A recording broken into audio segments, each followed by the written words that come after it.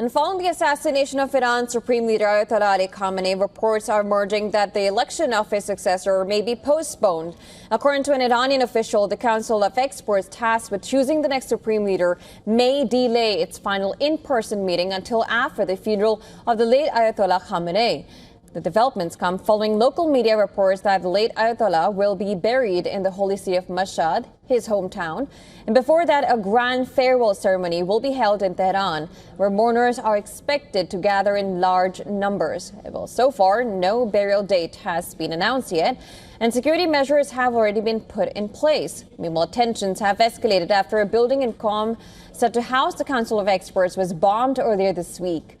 Earlier, Israel had claimed responsibility, saying it aimed to prevent the council from selecting a new leader. Iran has denied that any members were inside at the time, and details remain unclear. Well, for now, uncertainty surrounds both the succession process and the burial arrangements as Iran prepares to lay its supreme leader to rest.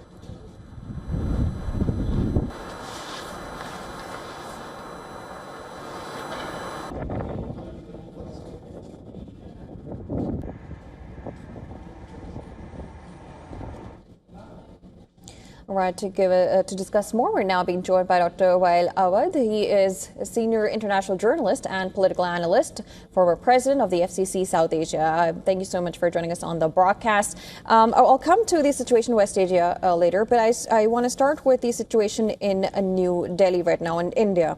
Now, of course, it starts with the Strait of Hormuz, which is now under attack, and several ships have been attacked. Even though Trump has said that he will, provide U.S. Navy ships, but of course that comes at a cost. At this point in time, when the government sources in India have said that India currently has around 25 days of oil reserves, how do you analyze India's stance at this point, and what is at stake for India? Well, thank you for having me. I believe the situation is aggravating, and we were anticipating the closure of the Strait of Hormuz for many reasons, that the United States went for an illegal war, and they have attacked the Iranian, and the Iranians start attacking American military establishment in the region. Therefore, it's more of a regional war now. So Strait of Hormuz closer, it means that the 20% of the global trade and oil is impacted and affected, and India is one of the major stakeholder to suffer at this closure, because 60% of Indian oil come from that part of the world. So having said that, I would say, yes, it is a very aggravating situation. The United States was anticipating this, and we knew that this closure of Strait of Hormuz was to drag the international community and saying that Iran have started this and they closed it. So for the reason that the America wanted to control all the passage of the oil and the global trade, whether it is in the Strait of Hormuz, whether it is in the Red Sea, whether it's in the Mediterranean, or even in Panama. So it's a policy, it's a war fought by the American for the American. And it's the fact that it's not just oil. We have also reports saying that West Asia is these countries in West Asia, such as Saudi Arabia and Dubai, they all need stuff like rice, stuff like onions, or maybe garments. These sectors are being impacted. How do you analyze this being affecting globally, and where are we looking for? How will this impact trade across the globe as of now? Well, it's going to be a great impact, no doubt about it. Even the drinking water for the GCC country will be affected with the closure of the Strait of Hormuz, with also the water supply. All these things have a major impact on the people of that region. That's why most of the countries and the leaders of those countries were mediating and asking the United States to not go by the dictate of the Prime Minister of Israel for a war. And that's what he continued this rhetoric, and he went because he wanted to. Prime Minister of Israel persuaded him to join the war. So therefore, I think this is going to be a huge impact if the war continue for, as the President of the United States, 4 to 5 weeks is saying. We consider this as a small time. It's going to be longer than anticipating. I think the situation will get more complicated with days to come. And how do you analyze Iran at this point? We know that, of course, they have been attacking 10 states, not just one, at this point in time. Do they have the capacity to go forward with this war and elongate it even more? Well, the United States, as you can see, and the Israelis are attacking from very far places. Like they are attacking by the sea, they are attacking by the aeroplanes. There is no foot on the ground. So Iran has to take on those American bases where American interest is in the region. And that is what was anticipated. So Iran has attacked not the country's sovereignty as per the Iranian point of view. They're saying we are attacking an American bases where you don't have control on that. But that doesn't give Iran the clean chit to attack, a civilian target or a mall or any, a street. That's not the issue. The issue here is a military war, and they're attacking American personnel. And that is where the war is spreading. And we knew it, and every country knows about it. I think this is going to be a very complicated situation because most of these countries now are calling for a ceasefire, for cessation of hostility, calling on Iran to stop the attack on their territories. But with the amount of killing and the amount in Iran by the American and the Israelis, Iran has no place to retaliate except in those places. And do you think that the Gulf states that are being attacked by retaliatory strikes from Iran will be fighting back? Because we do have some reports, but they're not clarified. Saudi Arabia, they have downplayed that they have been attacking. They've just been defending, as far as I know. But do you think that they could involve them getting to war and further attacking Iran along with Israel and the U.S.? Well, it can be one of the main options for the United States is to drag the whole region into a war against Iran. So ultimatum goal to make it look like a religious fight. This is one. The second part, American also doesn't want the taxpayer of the United States to pay their bills. So they have done it in the Gulf Wars, where the countries paid the bills for the United States. They have done it in Afghanistan, where all the countries, including Japan and Korea, paid for the American adventure in Afghanistan. So now this is a war where will cost the American money. So if they are able to drag all the region into this war, definitely they wanted somebody to pay their bills. It's nothing but a rented army. And how about the involvement of Western countries? For example, France, or Macron had earlier said on Monday that this is going to drag Europe in. It might spill into Europe, and now France is sending its warship Charles de Gaulle to the Mediterranean for, as France says, for defense. But considering the fact that these are all Spain has of course rejected, they seem to be in a dilemma. There seems to be reluctance from some Western countries, but some of them are agreeing. How do you look at this dilemma in the West countries as of now, stuck between being allies with the U.S. but also not dragging into the war?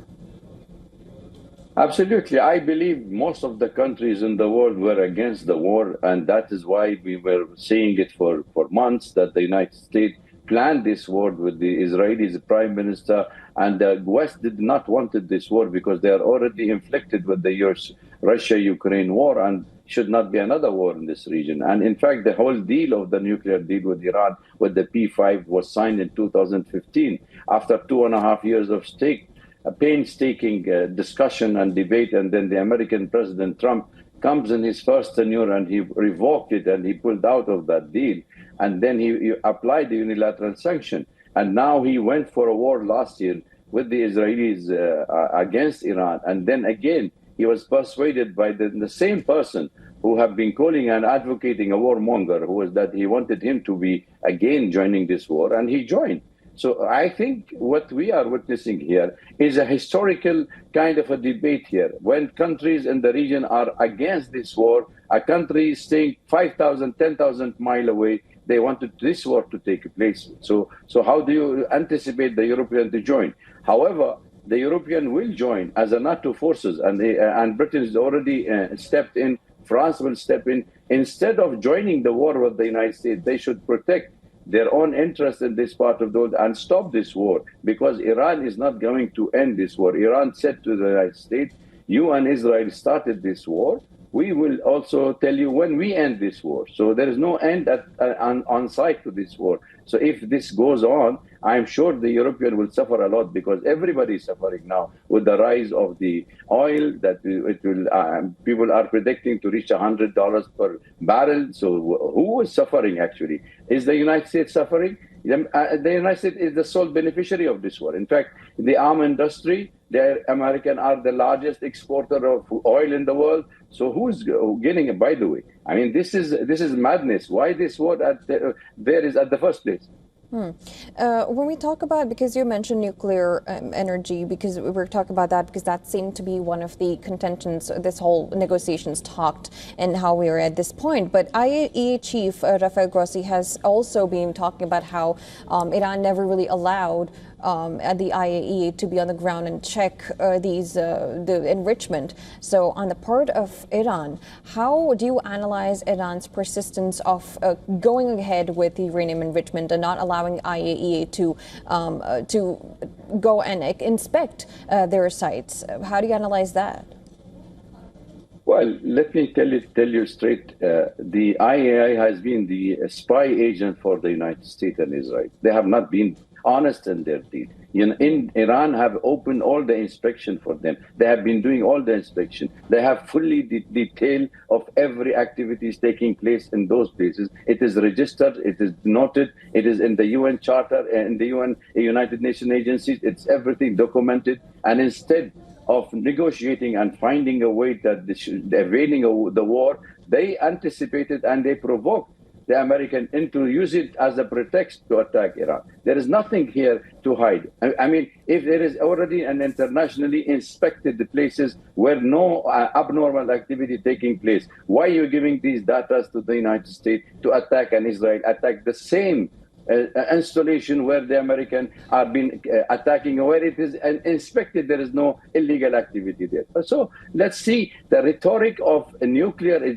just a pretext, actually, is to enforce the American point of view, because here what we are seeing, which the world is ignoring, is a framing, fine, powerful reinforcement of an American evangelist Christian president. He thinks that declaring himself locked and loaded and ready to go to kill people because they told him this is the only way to make this part of the world more safer for Israel, and Jesus Christ will rebirth again. This kind of thinking in their mind makes you sick that we are a victim of a legal war imposed on a whole of us, our region. Israel is openly saying it is a regional, a greater Israel. America is saying we are here to protect Israel. So what you're protecting with the American ambassador in Israel saying Israel have the legitimate right to occupy the whole area. Right. I hear you there, but when you, for example, Trump has also said that they've been focusing on regime change and has also asked the Iranians to, go ahead and get a new government or overthrow the regime. How do you look at that rhetoric, and how is it being seen in Iran itself? About, we've seen protests in Iran itself against the regime. How do you analyze that? Well, he did the contrary, in fact. In fact, when the Iranian went into the street for a legitimate demonstration because of the economical harsh situation in the country, the whole country erupted and the people were asking for reforms for addressing their issues. And that was the time when the Americans stepped in and he said, we are coming to take on your government. So when they knew that there is a foreign attack on the country, the people immediately changed their guard and they supported the government, because no Iranian wanted any foreign intervention in their policy. And by the way, you go and attack a 90 years old supreme religious leader, handicapped, along with his granddaughter, daughter, son-in-law, and his granddaughter in the school. You kill 160 children in the school because his granddaughter is studying there and she was killed. All this does not make the world open their eyes that this is a people of a civilization who will definitely rally behind their government. They made more sympathy toward Iran because they knew it's nothing to do with the nuclear issue here, actually speaking. It is the infrastructure, it is the ballistic missile program, it is Iran oil and gas, where the American lust is there. They have done it in Venezuela, they are doing it in Iran, they will do it in Greenland, in Algeria, in Nigeria, name it, because make America great again is only by looting nations.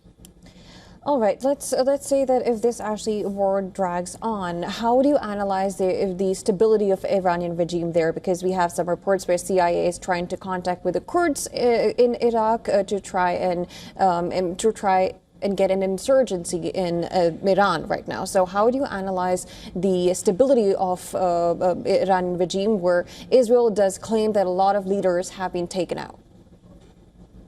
Well, this is the covert operation has been on in Iran, not only of this war, actually speaking. It has been there for more than 2 decades, ever since the Iranian Revolution took place in 1979, when they had an anti-American, anti-Israeli, because of the support of the Shah and the toppling of their former Prime Minister, Mossadegh, in 1953, and the imposed Shah on them. All this have a history behind it. So therefore, I think the Americans are not hiding the fact that they will not be able to succeed in a regime change in Iran from the sky. They needed a foot on the ground. And they are so coward, they do not want to put American foot on the ground because they have known and learned from the Iraqi lesson. What they are trying to see is through the neighboring country, whether it's Mujahideen Khalq, which is considered to be a terrorist organization actively supported by America and Israel in Kurdistan, Iraq, and they have been attacking the Iranian government from time to time. They wanted to use Azerbaijan as also a territory where they wanted to play the card of minority Azeris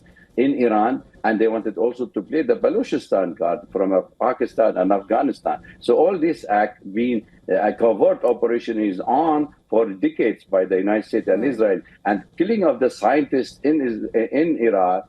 And even during the last year war, you remember when Iran have captured more than 300 Mossad agents in the territories where they were doing and killing the scientists and sabotaging the government. So I think the aim of the United States is to remove this government and to ensure that there is no government in this region able to face Israel's expansion plan. All right. Dr. Awad, thank you so much for turning on the broadcast. Thanks you for analyzing all of that for us. Appreciate your coming on the broadcast. Thank you for having me.